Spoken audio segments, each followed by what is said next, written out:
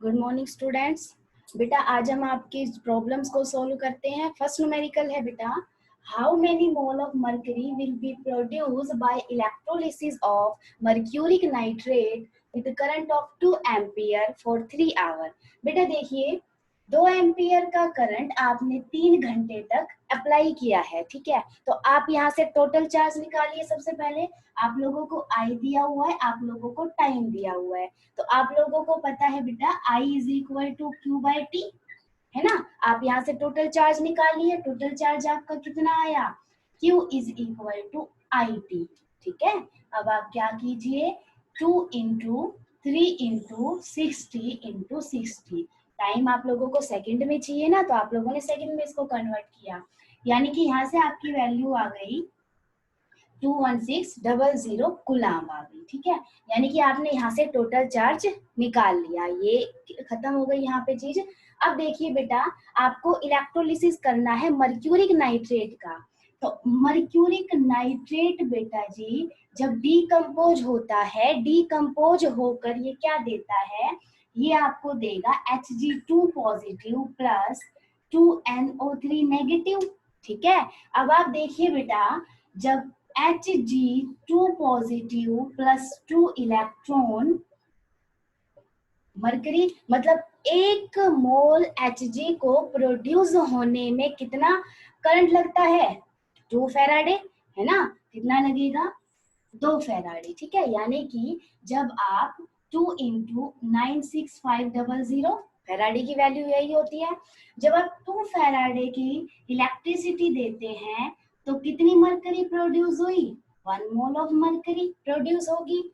अगर आप 1 फैराडे की इलेक्ट्रिसिटी देते हैं तो 1/2 इंटू 96500, और जब आप 21600 कुराम की इलेक्ट्रिसिटी दे रहे हैं तो बेटा कितनी मोल ऑफ मर्करी प्रोड्यूस होगी, 1/2 इंटू 96500 इंटू 21600 कुलाम। बेटा इसको सोल्व कीजिए, आपका आंसर आएगा 0.112 कुलाम, ठीक है। यानी कि जब आप इतने चार्ज या आप इतनी इलेक्ट्रिसिटी दे रहे हैं तो आपकी कितनी मरकरी प्रोड्यूस हो रही है, बेटा इतने मोल ऑफ मरकरी आपकी प्रोड्यूस होगी। क्लियर है। अच्छा भाई,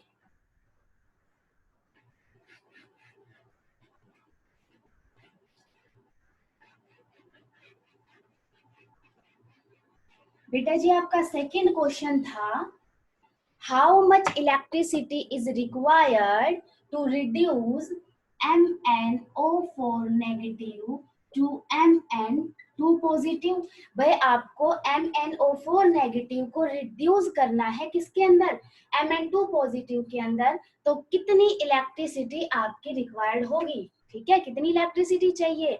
तो बेटा अगर आप ये निकालो कि आपके कितने इलेक्ट्रॉन्स खर्च होंगे तो आपको ये भी पता चल जाएगा भाई कितनी इलेक्ट्रिसिटी चाहिए, है ना। तो आप क्या कीजिए बेटा, देखिए यहाँ पे मैग्नीज है, यहाँ पे मैग्नीज है। सबसे पहले आप एलिमेंट को बैलेंस कीजिए। यहाँ पे Mn है, इधर Mn है, ठीक है।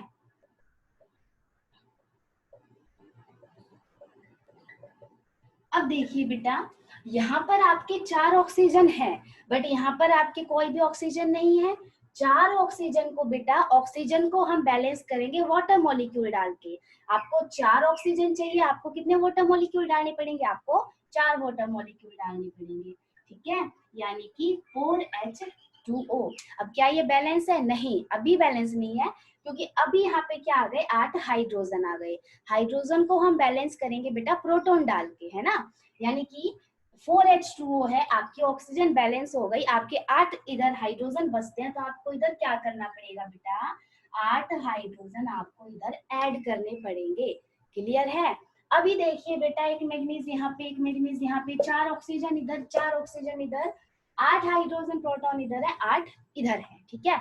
अब आप क्या कीजिए, अब आप चार्ज को बैलेंस कीजिए। देखिए बेटा, यहाँ पे 8 हाइड्रोजन के ऊपर पॉजिटिव चार्ज है, यानी कि कितना चार्ज हुआ, +8 चार्ज हुआ। यानी कि बेटा +8 चार्ज ये है, और बेटा -1 ये है, ठीक है। +8 चार्ज इधर है, -1 इधर है, यानी कि यहाँ पे टोटल चार्ज कितना आया, +7 चार्ज है। इधर देखिए बेटा, यहाँ पर चार्ज है आपका +2, +2 चार्ज है, इधर आपका +7 चार्ज है। तो अब आपको क्या करना पड़ेगा, चार्ज इक्वल करना पड़ेगा।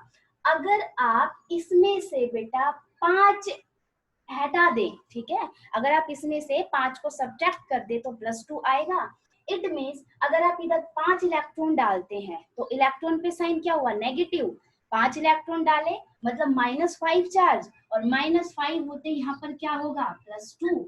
यानी कि अगर आप यहाँ पे 5 इलेक्ट्रॉन डाल देंगे तो क्या हो जाएगा, आपका चार्ज इक्वल हो जाएगा, है ना। चार्ज इक्वल हो गया, +2 चार्ज इधर हो गया, +2 चार्ज इधर हो गया।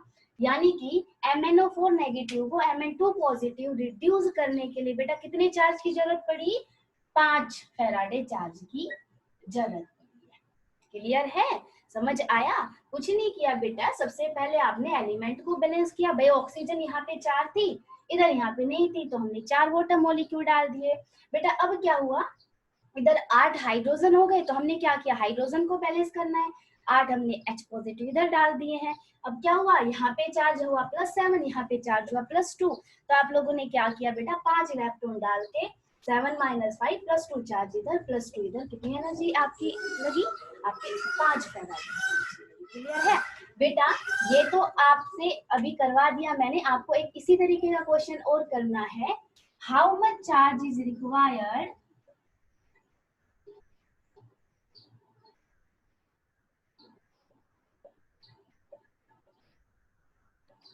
to reduce Cr2O7 2 negative into Cr3 positive, ठीक है। इसके अंदर कितने चार्ज की जरूरत होगी, किसको रिड्यूस करने में, Cr2O7 2 नेगेटिव को Cr3 पॉजिटिव करने के लिए कितने चार्ज की जरूरत होगी, ठीक है। ये आपको करना है और आंसर मुझे भेजना है, ठीक है। ओके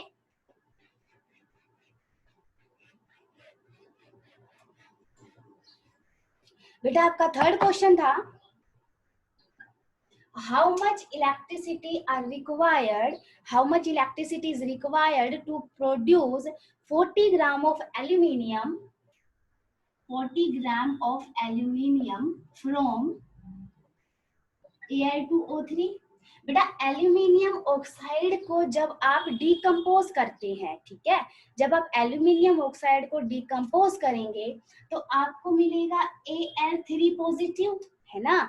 अब Al3 पॉजिटिव को आपको रिड्यूस करना है Al की फॉर्म में, तो बेटा कितने इलेक्ट्रॉन खर्च हुए, 3 इलेक्ट्रॉन खर्च होंगे, यानी कि +3 इलेक्ट्रॉन, ठीक है। अब देखिए बेटा, 1 मोल के एल्यूमिनियम को डिपॉजिट करने में आपके 3 फैराडे की एनर्जी लगी है।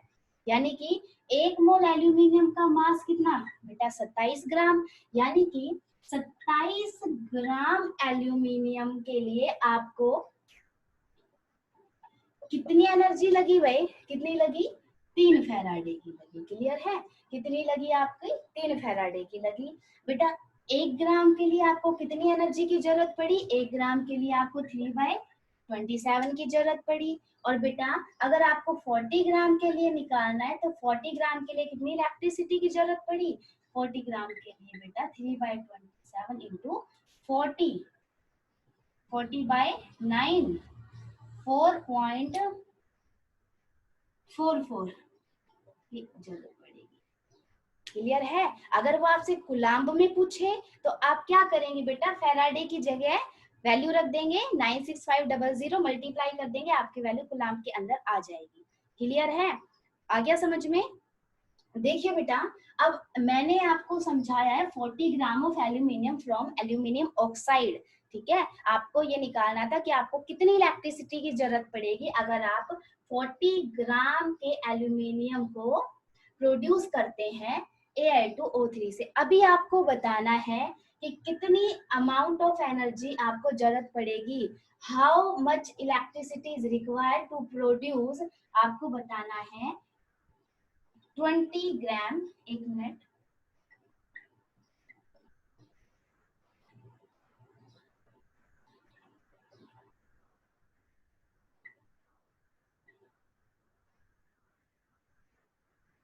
To produce 20 gram of calcium from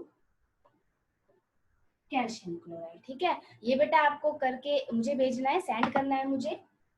ठीक है, ओके।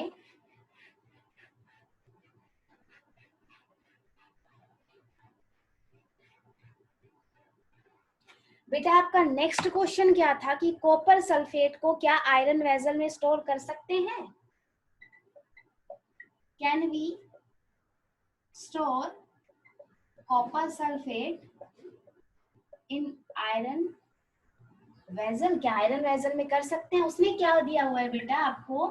इलेक्ट्रोड पोटेंशियल की वैल्यू दी हुई है E0 Cu2 पॉजिटिव, Cu दिया हुआ है उसने आपको 0.34, E0 Fe2 पॉजिटिव, Fe दिया हुआ है उसने आपको इतना, ठीक है। सबसे पहले बेटा आप क्या कीजिए, सबसे पहले आप अपनी E0 शेल की वैल्यू निकालिए यहाँ पे, ठीक है।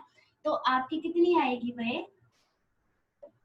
देखिए बेटा मैंने आपको पहले भी बताया था कि ये हम कैसे निकालते हैं इलेक्ट्रोड पोटेंशियल की वैल्यू, ज्यादा में से हम क्या करते हैं, कम को माइनस कर देते हैं। इसका फॉर्मूला होता है E0 cathode minus E0 anode. अब क्या होता है भाई, आपको कौन सा पता, E0 कैथोड और E0 एनोड की वैल्यू, तो आप क्या कीजिए, आप हमेशा बड़ी वैल्यू को सब्ट्रैक्ट कीजिए, ठीक है। आपको क्या करना है, आपको ये लेके चलना है कि जो बड़ी वैल्यू है वो हमेशा आपके कैथोड की मिलेगी और जो छोटी वैल्यू है वो हमेशा आपकी एनोड की मिलेगी, ठीक है। तो आप क्या कीजिए, ई कैथोड क्या हुआ यहाँ पे 34 माइनस 0.44, यानी कि इसकी वैल्यू आएगी आपकी 870, ओके।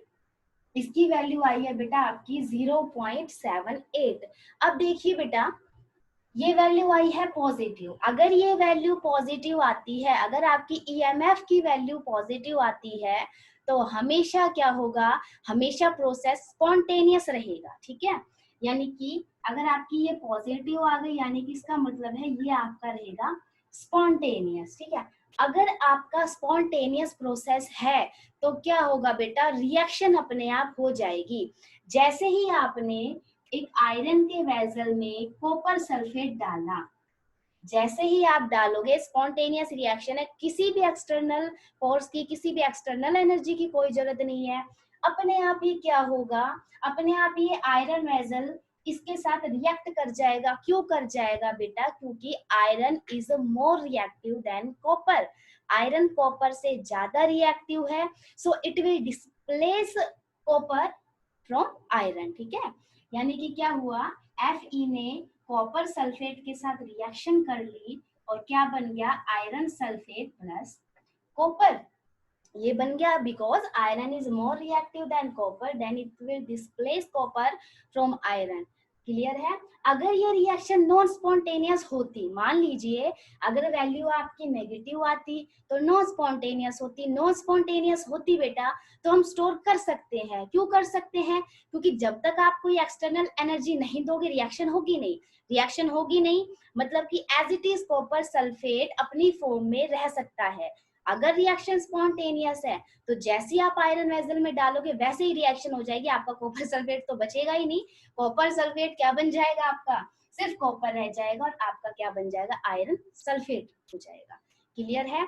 तो आपको बेटा ये मैंने करा दिया है। अभी आपको मुझे क्या बताना है, मुझे ये बताना है can we store copper sulphate in zinc vessel, क्या हम जिंक के वेसल में कॉपर सल्फेट को रख सकते हैं। आपको मुझे ये बताना है बेटा, कॉपर की वैल्यू आपको मिल चुकी है, पता है कॉपर की वैल्यू ये होती है, और बेटा अगर आप जिंक की वैल्यू पूछते हैं तो जिंक की वैल्यू होगी आपकी -0.76 वोल्ट। क्लियर है। तो आपको ये मुझे भेजना है बेटा, और कोई भी प्रॉब्लम हो तो आप मुझसे पूछ लीजिए, ठीक है।